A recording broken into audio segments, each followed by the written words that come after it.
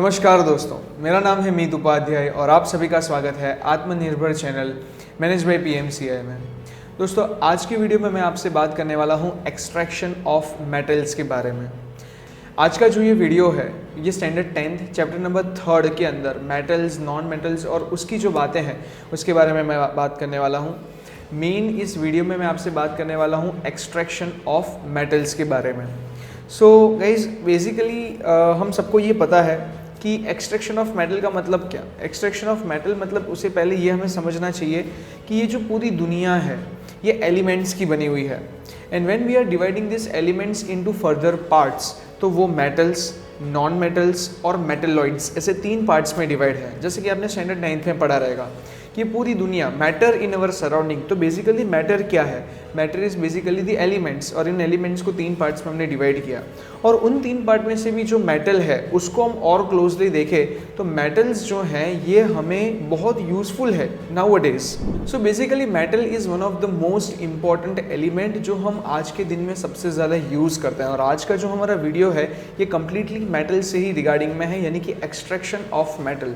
तो सीधी बात करते हैं, मेटल ज़रूरी है। और मेटल हमें कहाँ से मिलता है? Metal get us from the earth के क्रस्ट में से, ओर के फॉर्म में। ओर मतलब क्या है? और मतलब कि जब इम्प्योर मेटल ज़मीन के अंदर से जब आप पत्थरों को निकालते हो तो उन पत्थरों को पिघला के उसमें से लोहा या वॉट एवर मेटल जो है वो एक्सट्रैक्ट किए जाते हैं। तो इट इज़ नॉट ईजी कि आपको ऐसा लगता होगा कि सीधे हमने ज़मीन खोदा और उसमें से मेटल मिल गया। It is not like that. You will get bigger and bigger stones. उन स्टोन्स के ऊपर आपको बहुत सारी केमिकल रिएक्शंस करनी पड़ेगी।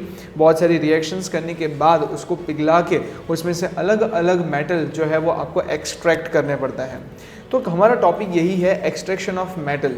तो जो मेटल जो ओर के फॉर्म में ज़मीन के अंदर है वो प्योर फॉर्म में नहीं है, ये पहली चीज़ आप दिमाग में डालिए। सेकेंड चीज़ ये है कि उसके साथ बहुत सारी इम्प्योरिटीज़ जो है वो जुड़ी हुई है। Impurities in the sense of a sand, oxide या बहुत सारी इम्प्योरिटीज़ हो सकती है। उन इम्प्योरिटीज़ को अलग करके प्योर मेटल आपको निकालना है। तीसरी चीज़, मेटल जो है उनको 3 पार्ट्स में डिवाइड किया जाता है, highly reactive, medium reactive and low reactive. अब जो हाईली रिएक्टिव है वो दूसरे एलिमेंट्स के साथ, दूसरे मेटल्स के साथ इजीली रिएक्ट कर लेगा और इतना अच्छे से रिएक्ट कर लेगा कि वो अकेला प्योर फॉर्म में आपको कभी मिलेगा नहीं। मीडियम रिएक्टिव रिएक्ट करेंगे लेकिन बहुत जल्दी छूट भी जाएंगे। लेकिन लो रिएक्टिव जो है वो कभी किसी के साथ रिएक्ट नहीं करते हैं। हाँ, ज़मीन के अंदर से आपको लो रिएक्टिव वाले मेटल जो है वो ईजिली अवेलेबल हो जाएंगे, प्योर फॉर्म में अवेलेबल हो जाएंगे। जैसे कि सिल्वर हो गया, गोल्ड हो गया, ये प्योर फॉर्म में अभी भी आपको मिल सकता है। बट हाईली रिएक्टिव की बात करें तो it is not easy to get in a pure form. तो अगर हम बात करें यहाँ पर हमारे कंक्लूजन की, फर्स्ट टॉपिक की, तो वो यही है कि basically what is exactly extraction of metal. Extraction of metal simple सी चीज़ हमें यही कहता है कि ज़मीन के अंदर से जब आप मेटल को निकालते हो तो वो प्योर फॉर्म में नहीं है, बट उसे प्योर फॉर्म में करने की जो प्रोसेस है उसी को कहते हैं एक्सट्रैक्शन ऑफ मेटल। और उसके लिए आपने मेटल को 3 तरीके से समझा। आगे बढ़ते हैं, इस फील्ड को आगे जाके मेटलर्जी कहा गया है। तो what basically is a metallurgy? Metallurgy is a science, it is a method कि जिसके थ्रू मेटल्स को प्योर किया जाता है। सबसे पहली चीज़ यहाँ पे मैं आप लोगों को समझाना चाहूँगा कि हमने यहाँ पर मेटल को तो काफ़ी अच्छे से समझने का ट्राई किया, that they are divided into 3 parts which are they. Once again हम लोग रिपीट कर लेते हैं। एक होता है हाईली रिएक्टिव, दूसरा होता है मीडियम रिएक्टिव और तीसरा होता है रियली वेरी लो रिएक्टिव। आपको यहाँ पे ऑलरेडी रिएक्टिविटी सीरीज़ का एक फोटोग्राफ दिख रहा होगा कि जिसके अंदर हमने देखा कि सोडियम है, मैग्नीशियम है, कैल्शियम, ये सब हाईली रिएक्टिव है और बाकी के सारे मीडियम और लो में डिवाइडेड है। सेकेंड चीज़ ये है कि अगर हम एक्सट्रैक्शन ऑफ मेटल सीखना चाहते हैं तो एक्सट्रैक्शन ऑफ मेटल को सीखने के लिए आपको 2 चीज़ें समझनी पड़ेगी। सबसे पहला, types of method to extract metal, types of method to extract metal. और सेकेंड चीज़ हमें सीखनी पड़ेगी, टाइप्स ऑफ इम्प्योरिटीज़। ये 2 चीज़ अगर आपने अच्छे से समझ ली तो आपको ये मेटलर्जी का पूरा फंडा जो है वो इजीली समझ में आ जाएगा। चलिए तो सबसे पहले समझते हैं कि कौन सी मेथड्स होती हैं एक्सट्रैक्शन के लिए। Method number 1 is considered as a roasting. Roasting एक तरीका है, मैं इसके डिस्क्रिप्शन अभी नहीं दूंगा, मैं आपको प्रैक्टिकल एग्जांपल दूंगा आगे जाके। एक रहता है रोस्टिंग मेथड की जिसके थ्रू आप जमीन में से निकलने वाले मेटल को प्योर फॉर्म में कन्वर्ट कर सकते हो। सेकेंड तरीका जो है दैट इज कैल्सीनेशन, एंड तीसरा तरीका जो है दोस्तों वो है इलेक्ट्रोलाइसिस। ये 3 ऐसी मेथड्स हैं कि जिसके थ्रू आप अपने मेटल को प्योर फॉर्म के अंदर कन्वर्ट कर सकते हो। Talking about the second topic that is type of impurities. Impurities कितने टाइप की है? अब देखिए इम्प्योरिटीज को समझना बहुत ज़रूरी है, बिकॉज यहाँ पे एक्सट्रैक्शन मेथड तो आपने समझ लिया, लेकिन इस एक्सट्रैक्शन मेथड डिपेंड करता है किसके ऊपर? इम्प्योरिटी के। जैसी इम्प्योरिटी होगी उसके बेसिस पे ऐसी एक्सट्रैक्शन मेथड का यूज़ किया जाता है। तो चलिए समझते कि कौन सी इम्प्योरिटीज़ जनरली हमें देखने को मिलती है। तो सबसे पहला हमें देखने को मिलता है कार्बोनेट। कार्बोनेट एक तरह का इम्प्योरिटी है, एक तरह का सॉल्ट है कि जो किसी भी मेटल के साथ चिपक गया तो उसे प्योर करना थोड़ा मुश्किल होता है। दूसरा होता है sulphide. Sulphide is also a type of impurity only. And तीसरा अगर हम बात करें, third type of impurity is oxide which is majorly seen. ये सबसे ज़्यादा देखने वाली इम्प्योरिटी है। तो ये टोटल 3 अलग अलग तरह की इम्प्योरिटीज़ जो है वो हमें जनरली स्टैंडर्ड 10th के लेवल पे, दूसरी और भी बहुत सारी है, बट फिलहाल के लिए हमें समझनी इतनी ज़रूरी है। अब जैसे मैंने कहा कि जैसी इम्प्योरिटी होगी वैसा ही एक्सट्रैक्शन मेथड होगा। तो चलिए समझते हैं कि अगर हमारे पास कार्बोनेट है तो हम कौन सा मेथड का यूज़ करेंगे? कैल्सीनेशन मेथड का यूज़ करेंगे। मान लीजिए कि अगर हमारे पास सल्फाइड है then we are going to use a roasting method. और अगर मान लीजिए कि आपके पास ऑक्साइड है तो you are going to use electrolysis. इसके अंदर थोड़ी प्लस माइनस चीज़ें हैं जो मैं आपको आपके आगे डिस्क्रिप्टिव मेथड के अंदर मैं आपको समझाऊंगा। तो चलिए इसे एक छोटे से डायग्राम के थ्रू समझ लेते हैं। अभी तक की जो भी मैंने कहानी समझाई उसको अगर मैं शॉर्ट में कहूँ तो पहले मैंने आप लोगों को सिखाया कि मेटल कितने टाइप के होते हैं।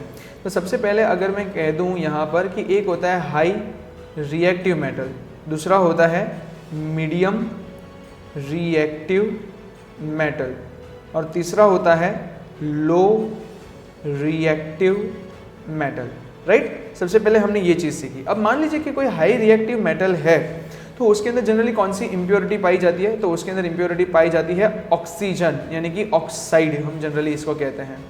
तो इसके अंदर कौन से मेथड का यूज़ किया जाएगा वो भी साथ में लिख देते तो आपका आइडिया क्लियर हो जाए। उसके अंदर यूज़ होता है इलेक्ट्रोलाइसिस मेथड का यूज़ होता है। अगेन रिवीजन के तौर पे बात करें तो जो मिड रिएक्टिव मेटल्स हैं उसके अंदर 2 तरह की इम्प्योरिटीज़, यानी कि मिड रिएक्टिव मेटल में 2 तरह की इम्प्योरिटीज़ होती है। एक होता है CO3 which is considered as a carbonate, और दूसरा हो गया आपका सल्फाइड। तो ये 2 तरह की अगर इम्प्योरिटीज़ है तो बताइए कौन से मेथड इसका ये अंदर यूज़ करोगे? जैसे मैंने पहले कहा कार्बोनेट के अंदर कैल्सीनेशन और सल्फाइड के अंदर हम यूज़ कर लेंगे दोस्तों रोस्टिंग, राइट। अब मान लीजिए कि अगर कोई लो रिएक्टिव मेटल है तो उसके अंदर मेजरली हमें सल्फाइड जो है यही ज़्यादा देखने को मिलता है। सो यू नो दैट कि सल्फाइड हो तो कौन सा यूज़ करते हैं हम लोग? We use roasting method. तो ये roasting method is the most popular when it comes to a low reactive metal. चलिए इतनी तो यहाँ से चीज़ें क्लियर है, लेकिन अब क्यों ना इसे एक एग्जाम्पल के थ्रू समझा जाए, और आखिर ये भी तो समझना है कि कैल्सीनेशन क्या है, रोस्टिंग क्या है, इलेक्ट्रोलाइसिस क्या है। Come on let's start with that. सबसे पहले मैं यहाँ पे शुरू करूँगा कि अगर मान लीजिए कि आपके पास कोई भी लो रिएक्टिव मेटल है, कोई भी लो रिएक्टिव मेटल अगर आपके पास है तो उसके अंदर आप कौन सा मेथड यूज़ करोगे और कैसे यूज़ करोगे? Let's take one example for that. मान लीजिए कि आपके पास mercury, Hg is considered as a mercury, और मर्क्यूरी के साथ एक और इम्प्योरिटी है जिसको हम कहते हैं मर्क्यूरी ऑक्साइड। तो मान लीजिए कि मर्क्यूरी सल्फाइड, यहाँ पे मेरे पास मर्क्यूरी सल्फाइड है, और उसी की रिएक्शन जो है वो मैं यहाँ पर ऑक्सीजन के साथ यानी कि इसको हीटअप करने के लिए करता हूँ, और यहाँ पर मुझे मिलता है 2HgO plus 2SO2। Now you will be confuse कि सर आपने ये किया क्या? दोस्तों सबसे पहले लो रिएक्टिव मेटल के अंदर कौन सा मेथड यूज़ होता है? तो याद रखिएगा उसके अंदर रोस्टिंग मेथड यूज़ होता है, राइट। अब मान लीजिए कि मुझे पता चल गया कि मैंने ज़मीन के अंदर खुदाई करके मर्क्यूरी निकाला है, तो उसके अंदर एक इम्प्योरिटी निकली है जिसका नाम है सल्फाइड। मान लो कि मर्क्यूरी सल्फाइड मेरे पास है, तो मैं उसको दनादन हीट करूँगा। क्या करूँगा? मैं उसको हीट करूँगा। लेकिन देखिए हीट ना ऐसे ही नहीं लगती, हीट हमेशा ऑक्सीजन के साथ ही लगती है, जहाँ ऑक्सीजन होगा वहीं पर हीट होगी। तो मैंने जब इसको हीटअप किया तो ये ऑक्सीजन के प्रेजेंस में हीटअप होना शुरू हो गया। तो हुआ क्या कि जो सल्फाइड इम्प्योरिटी थी वो तो दूर हो गई, लेकिन यहाँ पर आप देखो ध्यान से कि मर्क्यूरी के साथ एक और इम्प्योरिटी जुड़ गई और वो है ऑक्साइड। ये अच्छी बात है, ये स्टेप 1 है एक्सट्रैक्शन का, क्योंकि सल्फाइड हो या कार्बोनेट हो ये बहुत ज़िद्दी इम्प्योरिटी है। तो जब आप इनको दूर करने का ट्राई करते हो ये इजीली नहीं होते, हमेशा आपको सल्फाइड को ऑक्साइड में ही कन्वर्ट करना पड़ता है। लेकिन इन सब में एक चीज़ तो हम भूल गए कि आखिर रोस्टिंग क्या है। तो आइए पहले इस रिएक्शन को कंप्लीट करते हैं और फिर मैं आपको रोस्टिंग की जो है तो पूरी डेफिनेशन दे देता हूँ। तो सेकेंड स्टेप में क्या होगा, तो अभी भी हमारा मर्क्यूरी प्योर तो नहीं है, जो हमारा मेजर गोल था, हमें प्योर मर्क्यूरी चाहिए था। तो मैंने क्या किया, यहाँ पर 2HgO, अब मैंने ऑक्साइड ले लिया, मैंने इसको और ज़्यादा हीट किया, और इसको हीट करने पे मुझे क्या मिल रहा है, यहाँ पर 2Hg plus O2, 2HgO plus O2। Can you see just over here कि यहाँ पर अब हमारा मर्क्यूरी जो है ये प्योर हो चुका है, right. So talking about what exactly was the roasting, roasting क्या है, क्यों इसे लो रिएक्टिव मेटल में यूज़ किया जाता है। तो आंसर बड़ा ही सिंपल है दोस्तों, रोस्टिंग में और कुछ नहीं है, you have to bring a ore and you have to heat up that ore in an excess amount of heat, in an excess amount of air। जब आप किसी भी ज़मीन के अंदर से निकले हुए ओर को आप बहुत सारी हवा देकर उसे हीटअप करते रहते हो, जैसे कि हमने यहाँ पर स्टेप 1 में भी किया और वैसे ही यहाँ पर मैं स्टेप 2 में भी करूँगा। तो मैंने जब बहुत ज़्यादा ऑक्सीजन देकर उसको बार बार हीटअप किया तो अपने आप आपको ये प्योर मेटल मिल जाएगा। तो ये था दोस्तों हमारा रोस्टिंग मेथड एंड साथ ही में लो रिएक्टिव मेटल्स को कैसे एक्सट्रैक्ट किया जाता है रोस्टिंग की मदद से, दोनों चीज़ें। तो हमने रोस्टिंग भी सीखा और लो रिएक्टिव मेटल्स को कैसे एक्सट्रैक्ट किया जाए उसके बारे में भी हमने बात की। Talking about the second topic that is the extraction. Again हम लोग यहाँ पर एक्सट्रैक्शन करेंगे, बट एक्सट्रैक्शन किसकी मदद से, तो एक्सट्रैक्शन हम लोग करेंगे मिड रिएक्टिव मेटल की मदद से, ठीक है। तो मान लीजिए कि हमारे पास कोई मिड रिएक्टिव है, जैसे एग्जांपल के तौर पे Zn मैंने ले लिया। ZnCO3 को जब मैं अब पहले रिएक्शन लिख देता हूँ, यानी कि आपको समझ आ तो गया होगा कि यहाँ पर मेरे पास एक जिंक मेटल है बट उसके साथ एक इम्प्योरिटी जुड़ा हुआ है कार्बोनेट। तो पहले मुझे ये बताइए कि मिड रिएक्टिव मेथड के अंदर और उसमें भी खास तौर पे जब कार्बोनेट है तो कौन सी मेथड का आप यूज़ करोगे, you are going to use calcination. आप कैल्सीनेशन यूज़ करने वाले हो। बट सवाल ये है what is calcination, let's see just completing this reaction. तो मान लीजिए कि जब मैंने ZnCO3 लिया है तो मैं इसको भी हीटअप करूंगा and what will happen is ZnCO3 will reduce to ZnO plus CO2। तो ZnCO3 में से CO2 अलग हो गया और ZnO अकेला बचा है। Can you just tell me which type of chemical reaction is this. Comment section में कमेंट करके बताइए कि कौन से तरह का केमिकल रिएक्शन है। देखते हैं आपका स्टैंडर्ड फर्स्ट का आपके चैप्टर नंबर 1 का कॉन्सेप्ट कितना क्लियर है। तो यहाँ पर अब ये स्टेप नंबर 1 तो हो गया, लेकिन आप देख सकते हो कि अभी भी जिंक जो है वो प्योर फॉर्म में नहीं है। तो और कुछ नहीं, अब मैं यहाँ पर ले लूँगा ZnO प्लस C। एक मिनट, ये C कहाँ से आया, वेट थोड़ी देर में सब पता चल जाएगा। तो ZnO प्लस C कन्वर्ट करने पे मुझे Zn और CO यानी कि जिंक प्लस कार्बन मोनोऑक्साइड, ये दोनों चीज़ें अलग मिल गई। Now two things we have to learn कि ये कार्बन कहाँ से आया, इसका क्या रोल है, ये कौन है, और दूसरा कैल्सिनेशन क्या है। चलिए सबसे पहले हम लोग समझते हैं कि हमने यहाँ पर किया क्या, रिएक्शन में क्या हुआ। तो रिएक्शन में आपने देखा कि मैंने कार्बोनेट जो था उसको मैंने ऑक्साइड के अंदर कन्वर्ट कर दिया। क्यों, उसका रीज़न मैंने पहले ही आपको समझाया कि कार्बोनेट और सल्फाइड जैसे इम्प्योरिटीज़ थोड़े ज़िद्दी होते हैं। प्रोसेस के अंदर उसे सबसे पहले ऑक्सीजन के अंदर कन्वर्ट करना पड़ता है और उसके बाद में ही उसका प्योर फॉर्म ऑफ एक्सट्रैक्शन हमें मिल सकता है, नंबर 1। सेकेंड नंबर है कि आखिर कैल्सिनेशन क्या है, व्हाट एग्जैक्टली इज कैल्सिनेशन, क्या होता है कैल्सिनेशन। तो कैल्सिनेशन एक बहुत सिंपल सी चीज़ है। कैल्सिनेशन में भी कोई भी आपके पास ओर या रॉ मटेरियल या इम्प्योर मेटल है तो उससे आपको क्या करना चाहिए, उसे आपको हीट करना है। लेकिन इसमें एक्सेस अमाउंट ऑफ एयर नहीं, इसके अंदर limited amount of air.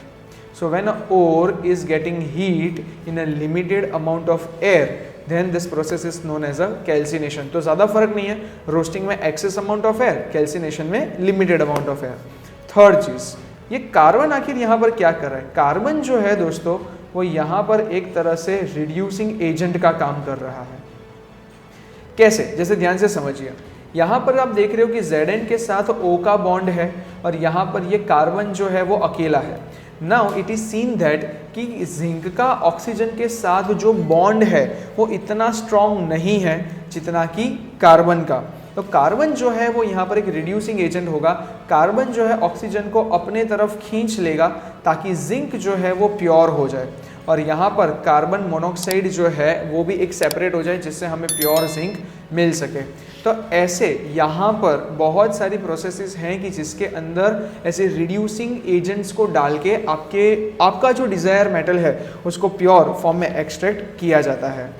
So basically ऐसे रिड्यूसिंग मेटल के लिए कौन से मेटल्स का यूज़ किया जाता है? आंसर बहुत ही सिंपल है, जो भी हाईली रिएक्टिव हो उसको डाल दो। जैसे एग्जांपल के तौर पे आप सोडियम को ले सकते हो, आप कैल्शियम को ले सकते हो, आप मैग्नीशियम को ले सकते हो, क्योंकि लो रिएक्टिव मेटल के सामने ये हाईली रिएक्टिव मेटल अपना ऑक्सीजन के साथ जो बॉन्ड होगा वो पकड़ के नहीं रखेगा। तो मान लो कि अगर मैंने यहाँ पर ZnO प्लस Na किया रहता तो Na इज़ हाईली रिएक्टिव, तो इसीलिए ये ऑक्सीजन किसके साथ चला जाता है? Na के पास, और हमें अकेला क्या मिल जाता? जिंक।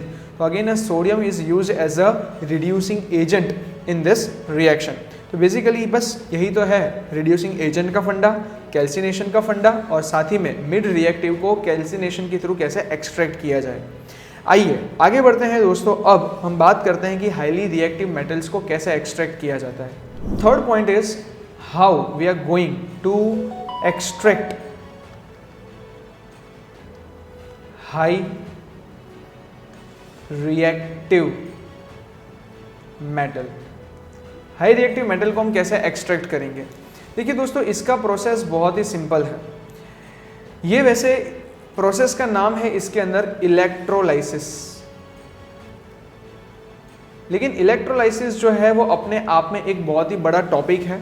मैं ये टॉपिक इस वीडियो में कवर नहीं करने वाला हूँ। I am really very sorry for that, because video का लेंथ बहुत लंबा हो जाएगा। लेकिन yes, I am going to make a separate video for this, जिसका लिंक ऑलरेडी आपको डिस्क्रिप्शन में या कहीं पे मिल ही जाएगा।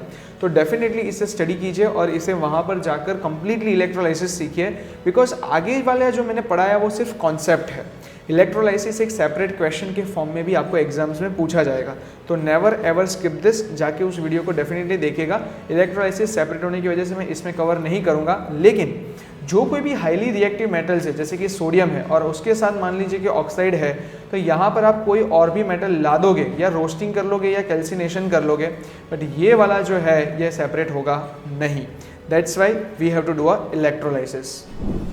तो दोस्तों, अगर सम अप करें कि इस वीडियो में हमने क्या क्या चीज़ें सीखी हैं, तो सबसे पहले हमने समझा कि एक्सट्रैक्शन ऑफ मेटल यानी कि मेटलर्जी क्या होता है।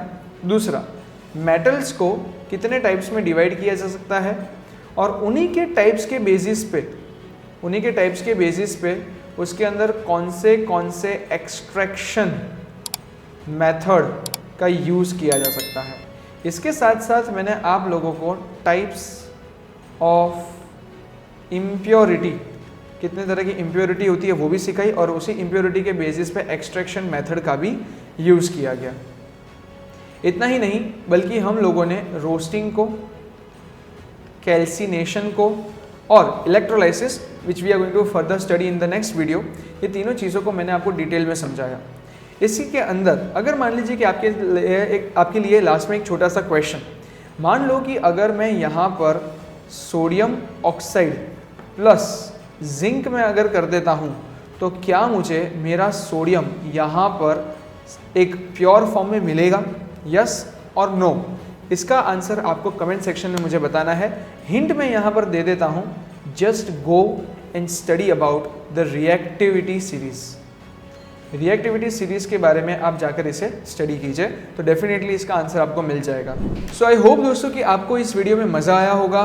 डेफिनेटली आपके डाउट सारे इसके अंदर क्लियर हुए होंगे। अगर ये वीडियो अच्छा लगा है, अगर आपको ये लाइफ में यूज़फुल हुआ है, तो मैं ये नहीं बोलने वाला हूँ कि आप हमारे चैनल को सब्सक्राइब कीजिए, मैंने बहुत मेहनत की है। अगर ये वर्थ इट है, आपको ये हेल्पफुल लगा है, तो डेफिनेटली इसे हमारे चैनल को सब्सक्राइब कीजिए, लाइक कीजिए और अपने फ्रेंड्स में ज़रूर शेयर कीजिए, ताकि उन्हें भी ये कॉन्सेप्ट्स समझ में आए और वो ईजिली इन कॉन्सेप्ट्स को सीख सके। अगर वीडियो अच्छा लगा हो तो इसके बारे में हमें हमारी social media platform Instagram and Facebook पर भी भेज सकते हो, कमेंट सेक्शन में आप बता सकते हो। Thank you so much guys for watching this video and giving your precious time. जय हिंद, जय भारत।